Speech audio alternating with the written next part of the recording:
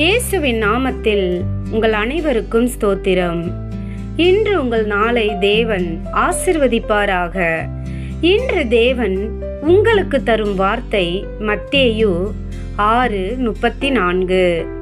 நாளைக்காக கவலைப்படாதிருங்கள், நாளைய தினம் தன்னுடையவைகளுக்காக கவலைப்படும். ஆம் பிரியமானவர்களே, மார்த்தாள் இயேசுவை மிகவும் நேசித்தாள். ஆனால் ஒரு நாள் இயேசு அவள் வீட்டுக்கு வந்தபோது விருந்துக்கான வேலைகளில் அவள் மிகவும் கவலைப்பட்டாள். என்ன சமைப்பது, எப்படி எல்லாரையும் கவனிப்பது என்று மனதில் பதட்டம் அதிகமானது. அதே சமயம் அவள் சகோதரி மரியா இயேசுவின் பாதத்தில் அமர்ந்து அவருடைய வார்த்தைகளை கேட்டுக்கொண்டிருந்தாள். மார்த்தாள் கோபத்துடன், ஆண்டவரே, நான் மட்டும் வேலை செய்கிறேன், அவளை உதவ சொல்லுங்கள் என்றாள்.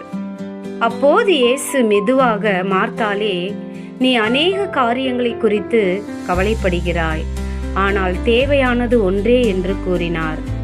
உலக கவலைகள் அவளின் மன அமைதியை கவர்ந்து விட்டதை இயேசு உணர்த்தினார். அந்த நாளில் மார்த்தாள் உணர்ந்தாள், தேவனை நம்பும் மனம் இருந்தால் நாளையதை பற்றி அஞ்ச தேவையில்லை என்று. இன்றும் பலர் எதிர்காலத்தை நினைத்து பயப்படுகிறார்கள். வேலை, படிப்பு, குடும்பம், பணம் என்று பல கவலைகள் இதயத்தை சோர்வடைய செய்கின்றது. ஆனால் இயேசு சொல்கிறார், நாளைக்காக கவலைப்படாதிருங்கள், நாளைய தினம் தன்னுடையவைகளுக்காக கவலைப்படும் என்று. தேவன் இன்று நம்மை நடத்தினால் நாளையும் அவர் கைவிட மாட்டார்.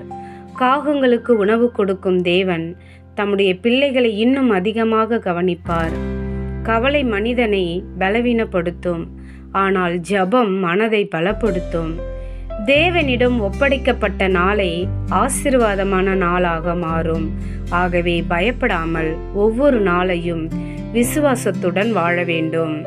ஜெபம் செய்வோம். அன்புள்ள தகப்பனே, இந்த அருமையான வார்த்தைக்காக நன்றி செலுத்துகிறோம். நாளைக்காக கவலைப்படாதிருங்கள், நாளைய தினம் தன்னுடையவைகளுக்காக கவலைப்படும் என்று சொன்ன வார்த்தைக்காக நன்றி செலுத்துகிறோம்.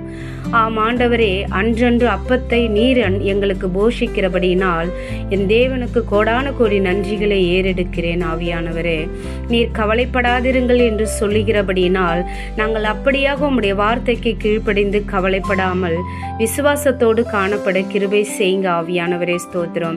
இந்த வார்த்தையை கேட்டுக்கொண்டிருக்கிற ஒவ்வொரு தேவ பிள்ளைகளுக்கும் நீர் ஆண்டவரே இந்த வார்த்தையின் மூலமாய் ஒரு பலத்தை கொடுக்கும்படியாக ஜெபிக்கிறேன். ஆண்டவரே, அவர்களுக்குள்ளே காணப்படுகிற கவலைகள், பலவீனங்களை நீர் எடுத்து போடும்படியாக ஜெபிக்கிறேன். ஆண்டவரே, கர்த்தர் அந்த கவலைகளிலே ஒரு அற்புத அதிசயத்தை செய்யும்படியாக ஜெபிக்கிறேன். இயேசுவின் நாமத்தினால் ஜெபிக்கிறேன், ஜீவனுள்ள நல்ல தகப்பனே, ஆமேன்.